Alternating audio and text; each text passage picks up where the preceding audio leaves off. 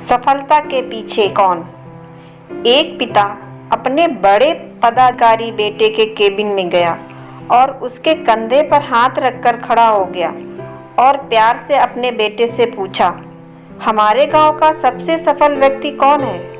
बेटे ने पिता को बड़े प्यार से हंसते हुए कहा, मेरे अलावा कौन हो सकता है पिताजी। पिता को इस जवाब की उम्मीद नहीं थी। उन्हें विश्वास था कि उनका बेटा गर्व से कहेगा, पिताजी आप ही सबसे सफल व्यक्ति हैं, आप ही ने मुझे यहाँ तक पहुँचाया है, आप ही ने मुझे इतना योग्य बनाया है।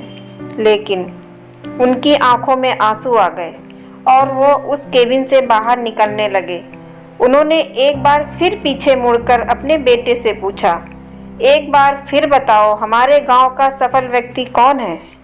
इस बार बेटे ने कहा, पिताजी सबसे सफल व्यक्ति तो आप ही हैं। यह बात सुनकर पिता हैरान हो गए और उन्होंने कहा, अभी तो तुम अपने आप को सबसे सफल व्यक्ति बता रहे थे, अब तुम मुझे बता रहे हो। बेटे ने हंसते हुए उन्हें अपने सामने बैठाया और कहा, पिताजी उस समय आपका हाथ मेरे कंधे पर था। जिस बेटे के कंधे पर या सिर पर पिता का हाथ हो वो बेटा तो पूरी दुनिया का सबसे सफल व्यक्ति होता है। यह सुनकर पिता की आंखें भर आई और उन्होंने अपने बेटे को कस के गले लगा लिया। यह छोटी सी कहानी हमें यह बताती है कि जिन बच्चों के साथ माँ बाप का आशीर्वाद होता है वो जीवन में कुछ ना कुछ कर ही जाते हैं। एक हमारे माता पिता ही होते हैं जिन्हें हम पर विश्वास होता है, इसलिए अपनी सफलता का हिस्सा अपने माता पिता को जरूर बनाएं।